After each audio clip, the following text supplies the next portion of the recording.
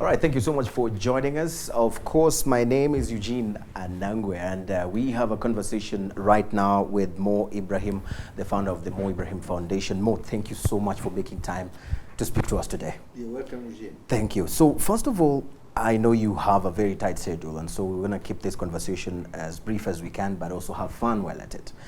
You know, when you started the Mo Ibrahim Foundation, which actually gave birth to the Ibrahim Forum, which has been bringing together different stakeholders in different sectors to have conversations on various topical issues, some people still sit back and wonder, many years after doing this or having these forums, what exactly did you want to achieve? And are you really achieving that? Because you're out of one right now. You just concluded one here in Kigali. Do you feel that you're achieving what you intended to do? I believe so. The fact that we are sitting here talking to the Rwandan people, we have achieved something.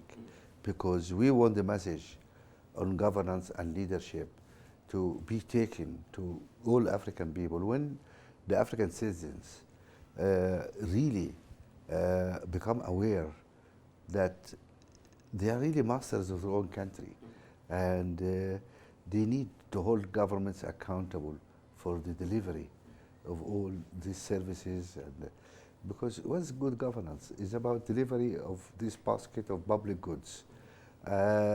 When they also hold their leaders to account, then we'll be in a different place.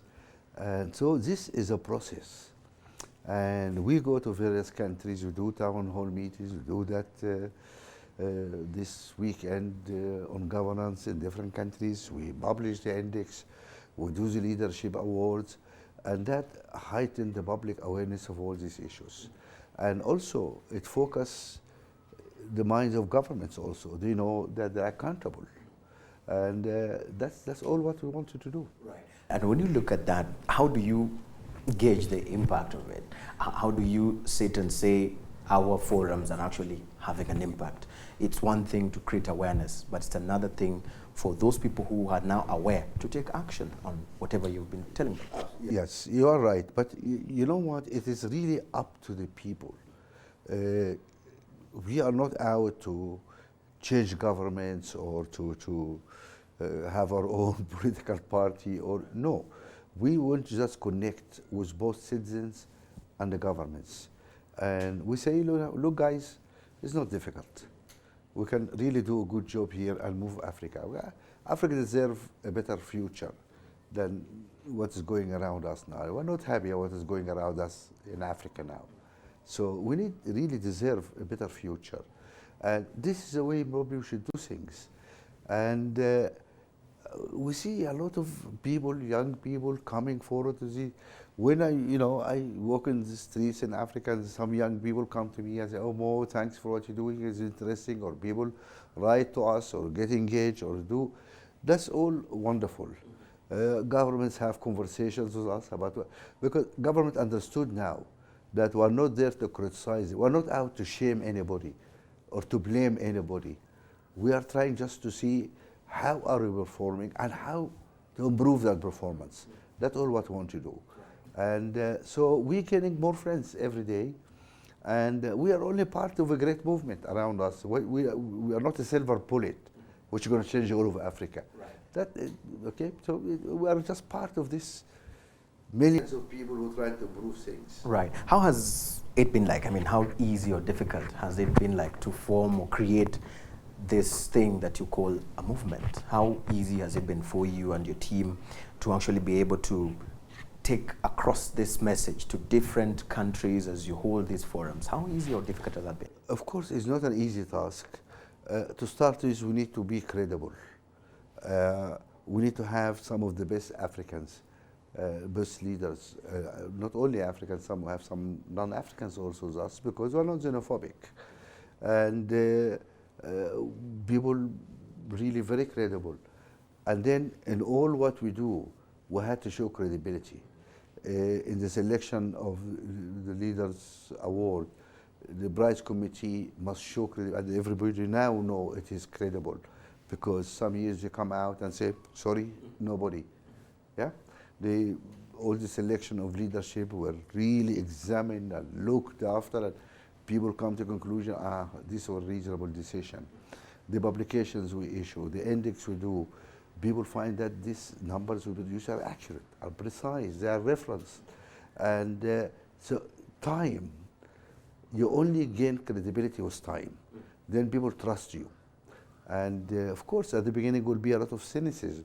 Is what we're trying to do. Do we have an agenda? Am I trying to run to be president of Sudan or president of somewhere? Do I'm trying to get contracts? You had people saying this. Of course, at the beginning, people say, "Oh, what do you want to do? Really? You want to go into politics?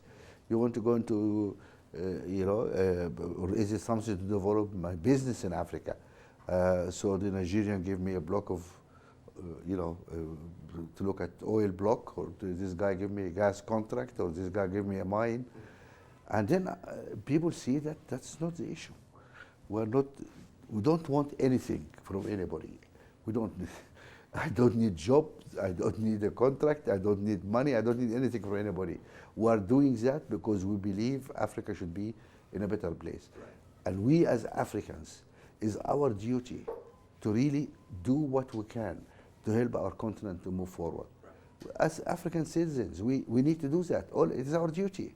And we're just doing it because it's our duty. And nobody will do that for us. Yeah, exactly. You speak of cynicism, and of course, a lot of that did happen or was portrayed, especially when it comes to that prize money, that award. We had sessions which you've actually said the years where you did not have anybody to give that award, and some people would say, "Oh, Mo is running broke.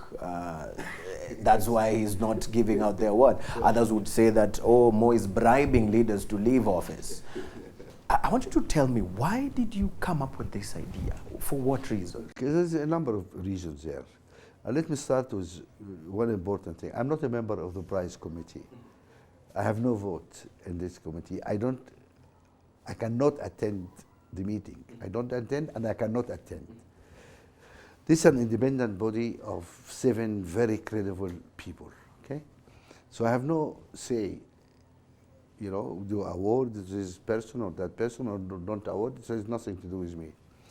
The prize committee decides, it comes to the board and says, "This is my decision." The board ratify, and we go public. But that's all our role in this process. Now, why we offer this? Now, some people say, "Oh, you are bribing people to see." Now, if we have a corrupt leader who are open for bribe, you and I know, and everybody knows, corrupt leaders make billions of dollars. Yes. Okay? Some of the richest people in Africa are some of our leaders, right? Do you think those guys, for $5 million given over 10 years, are going to forgo billions of dollars to get 5? I mean, they'll be stupid to do that, yeah? So this cannot be a bribe. That's absolutely obvious. Second point, why we do this? Here are the reasons. Number one, if you are a good leader in Africa, where do you go after office? What do you do after office?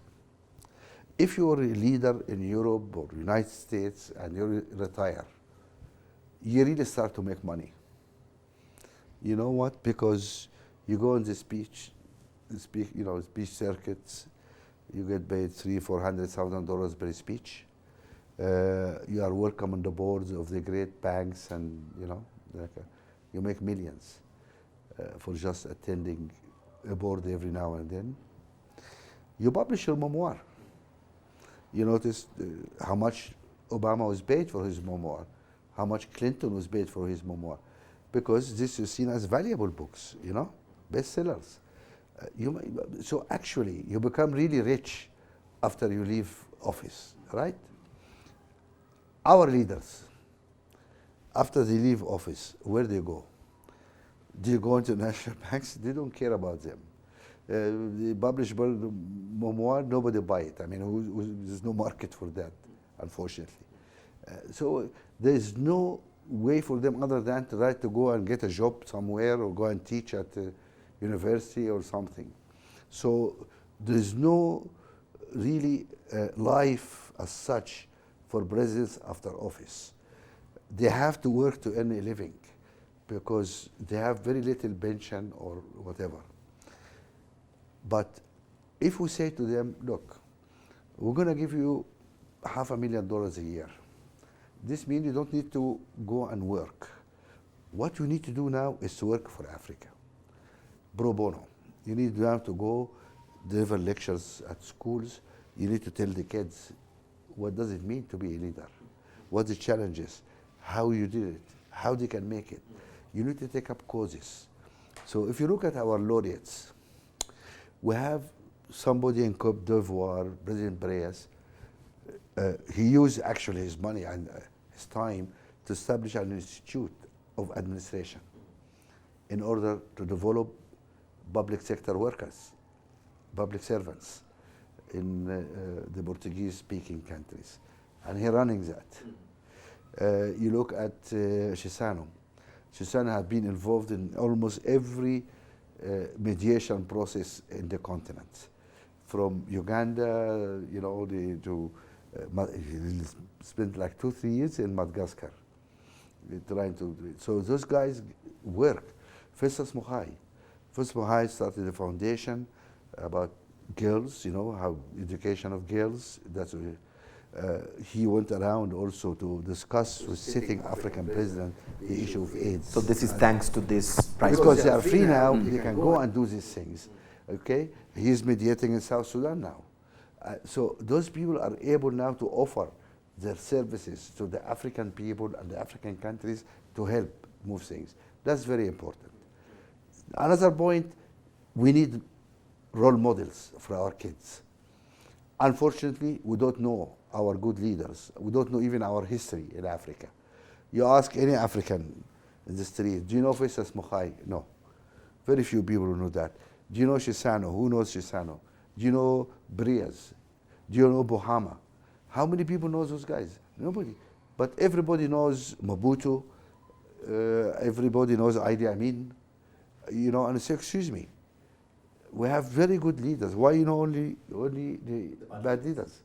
So we need our people to know that we have also. Everybody thinks that there is only one good leader in Africa, which was Nelson Mandela, and he died. Okay? We said, no. There's a lot of other good people, but you guys are ignorant because you don't know your history, you don't know your countries. So that's important to do that. And that's important for the Western people also to change the picture of African leaders. Right. And for accountability purposes, of course, we talk about accountabilities in our leaders, in our governments, but people look at it and say, $5 million for a whole year, and then 200,000, you know, coming in, some say until the time you die and stuff like that. And they ask, where do you get that money? What would you tell these people who ask these kind of questions? This is my personal money I give to the foundation. Our foundation is unique because it is African money. We don't raise funds. We're not beholden to anybody. And when we started this, everybody, I assure you, everybody wanted to give us money. Why? Because business people really want rule of law and transparency because it hurts their business, all this hanky-panky. So they want really clear. So they say, oh, this is wonderful. Can we support you? And I say, sorry, I cannot. Because the moment I take money from a company or I take money from government, all the governments, European Union, everybody will love to give us money because we're fighting a battle. They really think it's great battle, but they cannot fight it because it's sovereignty issues. So the French or the British cannot come to an African country and say, oh, your governance is bad. Or, come on. They kick them and say, who are you guys? You're a colonial power. You want to come and tell me. But I'm an African citizen. I'm not a colonialist. And I will let them say, I'm an African citizen. I'm asking questions. Okay? And so it is different. I have the right to do this. Foreigners don't have the right to do that. My money I made from my business. My business have been the most transparent business ever than Africa, where we said we don't pay bribes. We put a structure in our business. Actually, my partners were the British government, the French government, the German government, the Dutch government, the American government. They're all government people, the World Bank, and we said, you put directors on the board to monitor this company. This company doesn't take any license without international open tender. We don't pay a penny in bribe. And we were absolutely, that's where we made our money. And this money, I decided to give it back to Africa. So this is how we are financing our business. And that's what everybody knows that. You've spoken about, the West and their perception about Africa and African leaders. Just a few months ago, there was a forum here for African Union of Broadcasters. African Union of Broadcasters. Right. And President Kagame was one of the guests. Actually, he was the chief guest right there. And there was a question on how can Africans tell their own stories, because President Kagame, in his own wisdom, says we have let other people tell our story. Yeah. And they have told our story in the way that they want, not the way the story is. And he went on to challenge us and say, for you to speak for yourself, you need to have your own mouth. Yeah. We need our own content and our own platform of sharing that content. Implying that we can actually have our own sort of CNN, our own sort of Al Jazeera. But the challenge was on the financing of this project. Is this something that you personally would be willing to jump on board and say, you know what, I'm ready to finance an African network of broadcasting? That matter was raised in our board many times. We have a lot of requests from various people who come and say, I want to start an African TV network. I'm going to start. Now, the board took a very clear position there. He said, in principle, we cannot be part of this for the following reason. We give you the money. We don't know what you're going to say. So maybe you're going to say something which is absolutely wrong, terrible. Okay? And then we'll be held accountable for you doing, fake news or spreading rumors which are not true, or carrying a political message which we don't agree with. Okay. But if I wanted to avoid that, we need to have editorial control of you. We need to censor you. Now, this we think also against the free speech principle. How can we put ourselves as censors on the media? So it's an impossible situation. You are damned if you do, you are damned if you don't. That's why we said no. We stay out of that because we cannot just censor a media outlet all our life of fighting for freedom of the media. And same time, we cannot be responsible for a media organ spreading something which we have not checked. If I want to put a statement on behalf of MSI or make something, I have to pass it in all the board members and say, I'm going to say this on behalf of the board. You guys are happy, and only then we can issue this statement. Are we going to do that with the, if you are running this media, you have to send us your news bulletin and your article and have it circulated and people sign it off, then this is ridiculous. So do you understand? We have to be absolutely principled in this. So in other words, who do you think would be the right people to finance such kind of an initiative? Do you even need it in the first place? Right. This ought to be really, in the end, viable businesses. CNN is a business. All those guys are a business. I mean, the only one maybe is the BBC, which is a government-funded thing through the license, etc. Although in return it doesn't carry ads, advertisements. There's a lot of actually African channels on the air. How does guy operate? There's a number of channels actually I can see coming out of Accra. And not only TV, actually other media platforms are overtaking TV now. TV ratings are going down because people watch more news items on their Devices. tablets, in their devices, yes, and tablets or phones or whatever. So, and that's also cheap to do, to set up sites, etc. So, and also we have more savvy young people now who know how to set up a web, site, how to share stories, how to, to deal with this new media. So, I think these things will come and will happen. It will happen. It will happen, yeah. But not now. No, it started to happen already, Right. because we have a lot of African websites, a lot of African news channels, a lot of African contents, and I think we should let it flourish. Right. But if we try to control it by state, it will be a problem. It will be a problem. I want to take you to the findings of the foundation's report on governance, and it brought to light so many what some people would call damning indictment on the failure of some of the African leaders to deliver on some of the important issues. But more importantly, it actually shows that there's a lot of citizens' expectations from their leaders. But the question I have for you is, how then can we, those in power, those in, when I say power, it must not be a politician, but those with influence, how can we transform these citizens from just having expectations from their leaders, but acting to put them to account, to be accountable to them, and not just sit back and have expectations from them? Absolutely. That's why we need to mobilize also our people. And people can only be mobilized when they feel that they are citizens. And this is one of the issues we need to discuss in Africa, the issue of citizenship. We want people to say, I'm a citizen of this country.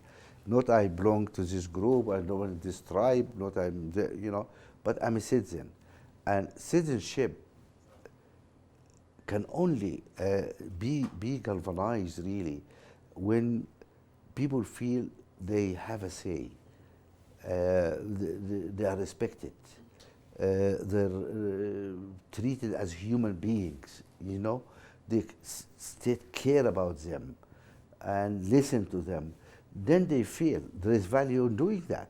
But if the state doesn't care about people, they don't have a voice, you don't have, then the people will just disconnect. Because, why? And that's really important. I mean, I noticed the streets here are clean, and I was driving to the forum yesterday, and there was no cars. I said, what's happening here? Where are these cars gone? And they told me, during this hour nobody drives and people go out to clean the streets. This is citizen participation. Okay, if people convinced that the city needs to be clean, and I must clean not only my house, I also need to clean my doorstep, I need to clean my street, and you go and do it, and it's your own street. That's wonderful, So that this is how to generate this civic spirit among our students. That's really important. Right, but most of the time we've pointed an accusing finger on leaders, but also the citizens have a role to play. Absolutely. Because here it is more of something that it's a belief. Yes, it's our own country. Yes. It's own country, and that is the problem. But if the citizens feel disconnect, if they feel that the leadership just stealing their money and treating them like nobody, don't care about their education or health, nothing is being dealt with. They don't getting clean water. They're not getting power. The rubbish is not being collected. Then of course they disconnect. You expect them guys to come and clean your shoes, or what you want them to do. So really, it goes both ways. Right. So that's what we're looking for, is what we call the social contract between citizen and the state. The citizen and the state. Let's before we get to an end of this conversation, I want to hear your views, because your foundation has been playing a major role on integration matters.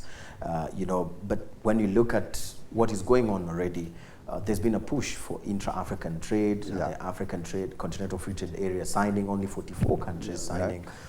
There still is a challenge in this, the mistrust issues. I'm big and you're small, I can't actually work with you. I want to hear your thoughts concerning those countries that have not accepted to actually be part of this journey. It's really unfortunate, and there's still work to be done. And how We are very proud when we meet in some international arena, when we get some African guy winning a gold medal somewhere and we all jumping down, we are Africans and you know. But sometimes we fail some basic tests. And we have seen some nasty scenes in such a situation, people putting, you know, these fire necklaces around, you know, necks of immigrants in some nearby countries here, and action of xenophobia sometimes, and action, and your country had its share of this kind of actions. We need to see how we're going to move forward in this, and unfortunately, it takes time. And we're not unique in this. Look at the British who just voted to leave the Europeans. I mean, because some Poles and Hungarians came to UK and say, okay, where is European solidarity? You guys are also saying you are all Europeans, you know? What is happening? Oh, no, those guys coming, taking our jobs, stealing our services. So Africans are just human beings like the British, like, you know, you look at Hungary. Hungary said if I take a Southern Muslim, they're going to Islamicize the whole country of so many million people. I mean, it's so ridiculous. Those guys going to bring disease. Those guys are going to... I mean, so we should be ready. It is this xenophobia which is not... We didn't corner the market in racism and xenophobia. We have racism, we have xenophobia. We have to admit that. We need to fight it. But all of them saying is not a unique African phenomena. This is a global phenomena. We need to fight it everywhere.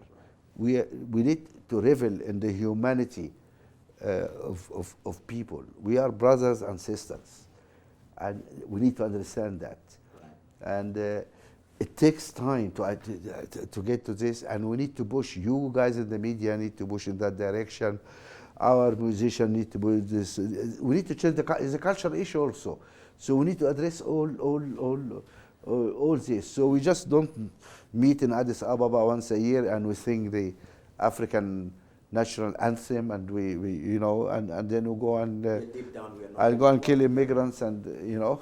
Right, makes sense. Mo, I want to thank you so much, but before I let you go, tell me, you've been working towards the legacies of African leaders and all that, but when someone asks you what sort of legacy do you want to leave personally as Mo Ibrahim, what would you tell them? I would like to say, just people to say this was an African boy who did not forget his people. That's it. Thank you so much for your time. Thank you.